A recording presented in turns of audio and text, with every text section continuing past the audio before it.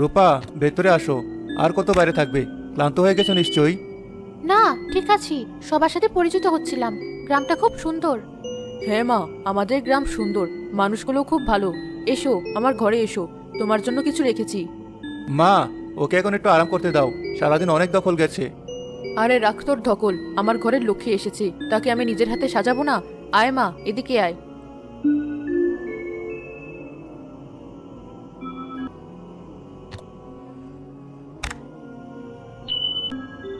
বাক্সটা তো অনেক পুরনো। কি আছে এতে মা? এগুলো আমার শাশুড়ির দেওয়া জিনিস, আমার বিয়ের সময় পেয়েছিলাম। এখনের কিছু জিনিস তোমার, এই নাও। মা, এ তো অনেক সুন্দর। কি অপূর্ব কাজ। কিন্তু এ তো অনেক পুরনো মনে হচ্ছে। হ্যাঁ মা, পুরনো তো বটেই, আমাদের বংশের ঐতিহ্য। আমার শাশুড়ি তার শাশুড়ির কাছ থেকে পেয়েছিলেন। আজ থেকে এটা তোমার। আমার লক্ষ্মী বউয়ের হাতে এটা সবচেয়ে বেশি মানাবে। পরো মা, দেখি কেমন লাগে। বাহ, চুড়ি জোড়া তো বেশ সুন্দর। কিন্তু মা, এগুলো তো তুমি কাউকে পরতে দাও না। আজ হঠাৎ? তুই থাম তো, আমার বউকে আমি কি দেবো না দেবো সে আমি বুঝবো। রূপা মা, তুমি পরে নাও, সংকোচ করো না। খুব সুন্দর লাগছে মা। আমার হাতে একদম ঠিকঠাক বসে গেছে। কিন্তু একটু ঠান্ডাও লাগছে চুড়িটা থেকে। পুরনো সোনা তো, তাই হয়তো ঠান্ডা লাগছে। তোমাকে খুব মানিয়েছে রূপা, একদম পরীর মতো লাগছে। আমার নজর লেগে যাবে তোদের ওপর। যা, এবার একটু বিশ্রাম নে, আমি খাবারের ব্যবস্থা করি। চুড়িগুলো কি মায়ের খুব পছন্দের ছিল? বলছিলে মা এগুলো কাউকে পরতে দেন না। হ্যাঁ, এগুলো দাদির ছিল, তারপর মায়ের কাছে আসে। মা এগুলো খুব আগলে রাখতেন। কেন যা হঠাৎ তোমাকে দিয়ে দিলেন কে জানে। তবে তোমাকে দিয়ে ভালোই হয়েছে, তোমার হাতে এগুলোর আসল সৌন্দর্য ফুটে উঠেছে। ধন্যবাদ। কিন্তু আমার কেন জানি একটু অন্যরকম লাগছে। মাথাটা কেমন হালকা ব্যথা করছে। হয়তো সারাদিনের ক্লান্তির জন্য। হ্যাঁ, তাই হবে। তুমি শুয়ে পড়ো, আমি আসছি।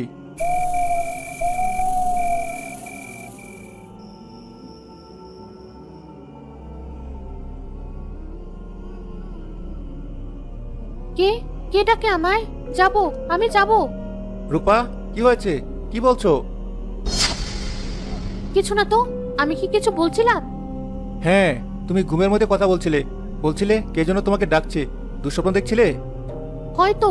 খুব অদ্ভুত একটা স্বপ্ন। মনে হলো পুকুর পাড়ের গাছটা থেকে কেউ আমাকে ডাকছে। শেওড়া গাছটার কথা বলছো? ওটা নিয়ে গ্রামের মানুষ অনেক কথা বলে। তুমি ওসব মাথায় নিও না। ক্লান্ত শরীরে এমন স্বপ্ন দেখা স্বাভাবিক। এখন ঘুমাও। রূপা চোখ বন্ধ করে, কিন্তু তার হাত দুটো নিজের অজান্তেই চুরি জোড়ার উপর বুলিয়ে যেতে থাকে।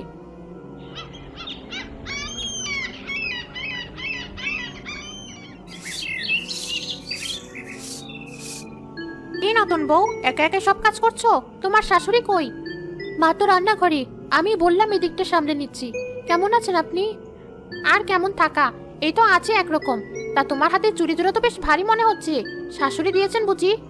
হ্যাঁ, মা কাল রাতে উপহার দিলেন। ও মা, এ তো সেই চুড়ি। তোমার শাশুড়ি শেষমেশ এটা বের করলেন? সেই চুড়ি মানে? আপনি কি চেনেন এগুলো? শুধু কি আমি চিনি, গ্রামে সবাই চেনে। তোমার শাশুড়ি আমিন আবার বিয়ের সময়ও এটা নিয়ে অনেক কথা উঠেছিল। ফরিদা চাচি, আপনি এসেছেন? কি কথা হচ্ছিল শাশুড়ি বউয়ের ব্যাপারে? না বাবা, তেমন কিছু না।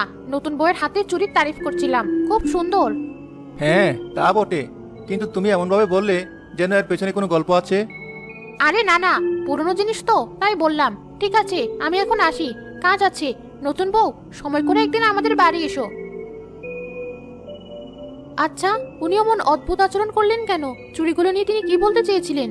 ওনার কাজই হলো সারাদিন মানুষের বাড়ির খবর নেওয়া আর আজগুবি গল্প রটানো। তুমি ওর কথায় কান দিও না তো। কিন্তু আমারও চুড়িগুলো পরার পর থেকে কেমন জানি অস্বস্তি হচ্ছে। কাল রাতেও। কাল রাতের কথা তো আমি জানি, ওটা তোমার মনের ভুল। চলো ভেতরে চলো, মা খেতে ডাকছেন।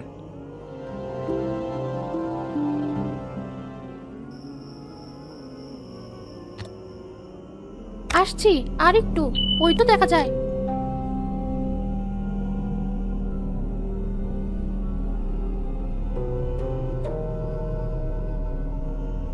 রূপা, রূপা, তুমি কোথায়? রূপা। জামাল রূপাকে পুকুর পাড়ে শেওড়া গাছের নিচে দেখে দৌড়ে যায়। রূপা, তুমি এখানে কি করছো এই মাঝরাতে? রূপা জামালের ডাকে ঘর থেকে বেরিয়ে আসে। আমি আমি এখানে কি করে এলাম? আমি তো ঘরে ঘুমাচ্ছিলাম। তুমি ঘুমের মধ্যে হেঁটে এসেছো। তোমার কি হয়েছে আমাকে খুলে বলো তো। বিয়ের পর থেকেই দেখছি তুমি কেমন যেন অন্যমনস্ক থাকছো। আমি নিজেও কিছু বুঝতে পারছি না। যখনই ঘুমায় মনে হয় কেউ আমাকে ডাকছে, ওই গাছটা আমাকে টানে। আর এই চুড়িগুলো পরার পর থেকেই এমন হচ্ছে। আমার খুব ভয় করছে। ভয় পেও না, আমি আছি তো তোমার সাথে। চলো ঘরে চলো, কাল সকালে আমরা মায়ের সাথে এই নিয়ে কথা বলবো। এই চুরির রহস্যটা জানা দরকার।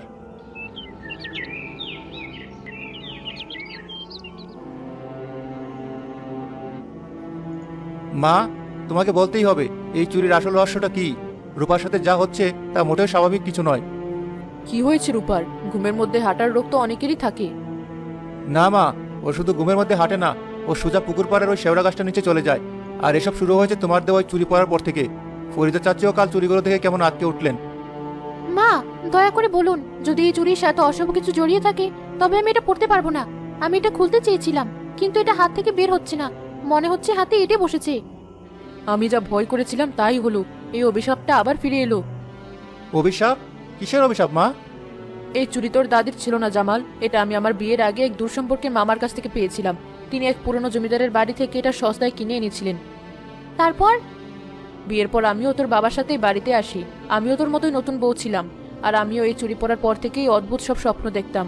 রাতের বেলা ওই শেওড়া গাছটার দিকে ছুটে যেতাম। কি বলছো মা, তুমিও?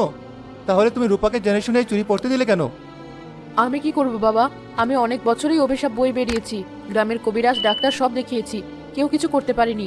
শেষে এক মুরব্বী বলেছিলেন এই চুরির সাথে এক অতৃপ্ত আত্মা জড়িয়ে আছে। সে এই বংশের নতুন বউদের উপর ভর করতে চায়। তিনি বলেছিলেন যদি এই চুরি বংশের পরের প্রজন্মের বউয়ের হাতে পরিয়ে দেওয়া হয় তবে হয়তো আমি মুক্তি পাবো। তার মানে আপনি নিজে বাঁচার জন্য আমাকে? না মা, তুমি আমাকে ভুল বোঝো না। আমি ভেবেছিলাম এতগুলো বছর কেটে গেছে, হয়তো ওই আত্মার শক্তি কমে এসেছে। আমি ভাবিনি যে। এখন এসব বলে কি হবে মা? এখন রূপাকে বাঁচানোর উপায় কি? কে ছিল ওই অতৃপ্ত আত্মা? কেন সে এমন করছে? আমি সবটা জানি না, শুধু শুনেছি এই চুরির আগের মালিক ছিল লাকি নামের এক মেয়ে। এই গ্রামে তার বিয়ে হয়েছিল। বিয়ের কয়েক মাসের মধ্যেই সে পুকুরে ডুবে মারা যায়। কেউ বলে আত্মহত্যা, কেউ বলে খুন। তার লাশটা ওই শেওড়া গাছের নিচে পাওয়া গিয়েছিল। বাড়িতে এত থমথমে পরিবেশ কেন? কোনো সমস্যা? আমি কাল থেকেই ভাবছিলাম। আপনি ঠিক সময় এসেছেন চাচি। আপনি লাকির ব্যাপারে কিছু জানেন? ওই যে যার এই চুরিগুলো ছিল। লাকির কথা? সে তো এক অভাগী ছিল, বড়লোকের মেয়ে, দেখতেও ছিল পরীর মতো, কিন্তু কপালটা ছিল মন্দ। তার স্বামী ছিল জুয়ারি। লাকির বাপের বাড়ি থেকে পাওয়া সব গয়না সে একে একে বিক্রি করে দিয়েছিল। বাকি ছিল শুধু এই চুরি জোড়া। এটা লাকি কিছুতেই হাতছাড়া করতে চায়নি। তারপর কি হলো? এক রাতে তুমুল ঝগড়া হলো স্বামী স্ত্রীর মধ্যে। পরদিন সকালে পুকুরে ভাসলো লাকির লাশ। হয়তো মনের দুঃখে পুকুরে ঝাঁপ দিয়েছে, কিন্তু গ্রামের লোকেরা বলা বলি করে তার স্বামী তাকে গয়নার জন্য খুন করে পুকুরে ফেলে দিয়েছিল। তার মানে লাকির আত্মাই চুরির মধ্যেই আটকে আছে। সে তার মৃত্যুর প্রতিশোধ নিতে চায়। এখন কি হবে জামাল? আমার মেয়েটাকে আমি কি করে বাঁচাবো? শান্ত হও মা, একটা উপায় নিশ্চয়ই আছে। চাচি, গ্রামে এমন কেউ কি আছেন যিনি এসব বিষয়ে জ্ঞান রাখেন? একজনই আছেন। গ্রামের পূর্ব মাথায় ইদ্রিস চাচা থাকেন। অনেক বয়স হয়েছে। সবাই বলে তার নাকি বিশেষ ক্ষমতা আছে। তিনি হয়তো কোনো উপায় বলে দিতে পারেন। ঠিক আছে রূপা, তুমি ভয় পেও না। আমি এখনই ইদ্রিস চাচার কাছে যাচ্ছি।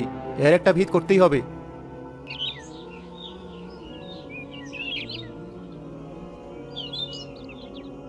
সবই তো শুনলাম বাবা। তোমার স্ত্রীর উপর এক গভীর ছায়া পড়েছে। সে ছায়া বহু পুরনো, বহু কষ্টের। চাচা, আপনি কি কোনোভাবে রূপাকে সাহায্য করতে পারবেন? আমি যে কোনো কিছুর জন্য প্রস্তুত। প্রস্তুতি তোমাকে নিতে হবে, তোমার স্ত্রীকেও নিতে হবে। যে আত্মাটি তার উপর ভর করতে চাইছে সে সাধারণ কেউ নয়।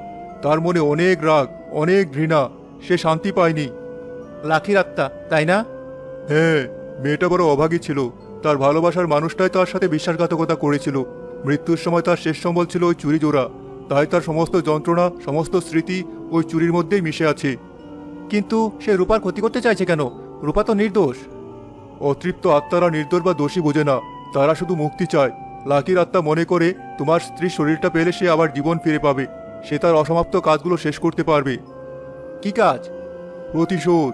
সে তার স্বামীর বংশের উপর প্রতিশোধ নিতে চায়, কিন্তু তার স্বামী তো অনেক আগে গ্রাম ছেড়ে পালিয়েছে। তাই তার রাগ গিয়ে পড়েছে নির্দোষদের উপর। যে ওই চুরি পড়েছে তাকে সে নিজের বাহন বানাতে চেয়েছে। তোমার মা কোনোভাবে বেঁচে গিয়েছিলেন, কারণ তার মনের জোর ছিল। কিন্তু তোমার স্ত্রী নতুন, তার মন এখনো নরম। তাই আত্মারই তাকে কাবু করে ফেলছে। এখন উপায় কি চাচা? এই চুরি কি রূপার হাত থেকে খোলা যাবে না? যাবে, কিন্তু তার জন্য একটা কঠিন পথের মধ্য দিয়ে যেতে হবে। ভয় পেলে চলবে না, সাহস রাখতে হবে। আপনি যা বলবেন আমরা তাই করব। আজ অমাবস্যার রাত। আজ রাতে আত্মার শক্তি সবচেয়ে বেশি থাকবে। আজ রাতেই সে তোমার স্ত্রীর শরীরটাকে পুরোপুরি দখলে নেওয়ার চেষ্টা করবে। বলেন কি তাহলে? আজ মাঝরাতে তোমাকে তোমার স্ত্রীকে নিয়ে পুকুর পাড়ে ওই শেওড়া গাছটার নিচে যেতে হবে। যেখানে আত্মাটার শক্তি সবচেয়ে বেশি সেখানে যেতে বলছেন? হ্যাঁ, বিষ দিয়ে বিষ ক্ষয় করতে হয়। যেখানে সমস্যার শুরু, সমাধানও সেখানেই খুঁজতে হবে। আমি তোমাদের সাথে থাকবো, কিন্তু আসল লড়াইটা লড়তে হবে তোমার স্ত্রীকে। রূপাকে কি করতে হবে? তাকে লাকির মুখোমুখি হতে হবে। তাকে লাকির কষ্টটা বুঝতে হবে। তার প্রতি সহানুভূতি দেখাতে হবে। ঘৃণাকে ঘৃণা দিয়ে জয় করা যায় না, সহানুভূতি আর ভালোবাসা দিয়ে জয় করতে হয়। তোমার স্ত্রীকে বোঝাতে হবে যে সে লাকির শত্রু নয়। বোঝাতে হবে প্রতিশোধে কোনো শান্তি নেই। রূপা কি পারবে? ও তো খুব ভয় পেয়েছে। পারতে তাকে হবেই। তার ভেতরের শক্তিকে জাগিয়ে তুলতে হবে। তুমি তার পাশে থেকে তাকে সাহস দেবে। মনে রাখবে, ভালোবাসা আর বিশ্বাসের চেয়ে বড় কোনো শক্তি পৃথিবীতে নেই। এখন বাড়ি যাও।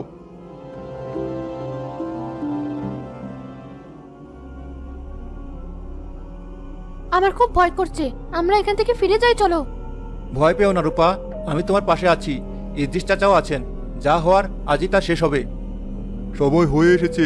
আত্মা জেগে উঠেছে। রূপামা, মন শক্ত করো। ভয়কে জয় করতে হবে।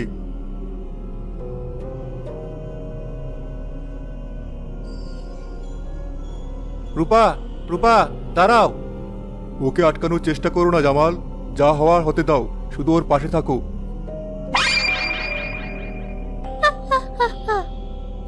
আমাকে কেন মারলি?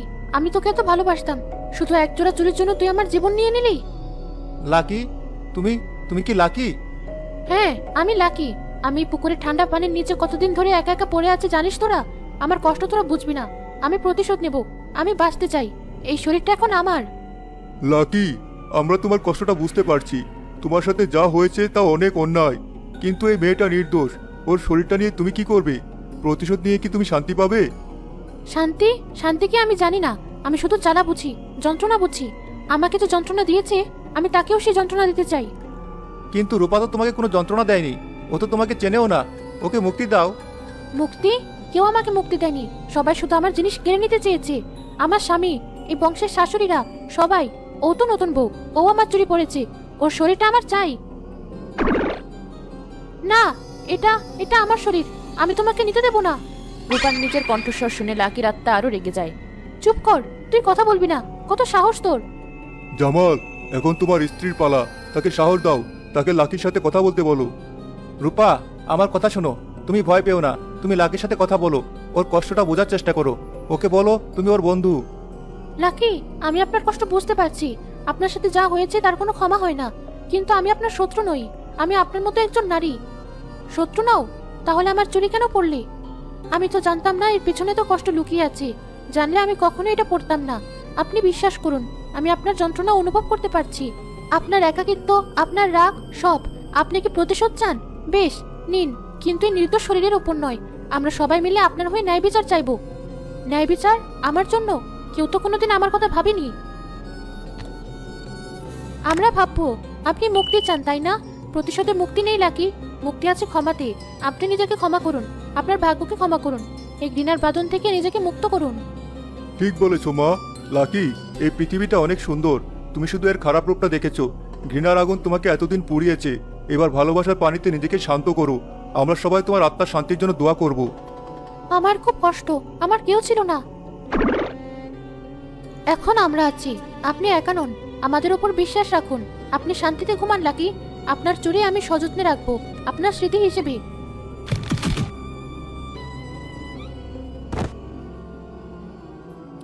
রূপা, রূপা। ভয় নেই বাবা, ও ঠিক আছে। ওর উপর থেকে অশুভ ছায়া কেটে গেছে। লাকির আত্মা মুক্তি পেয়েছে।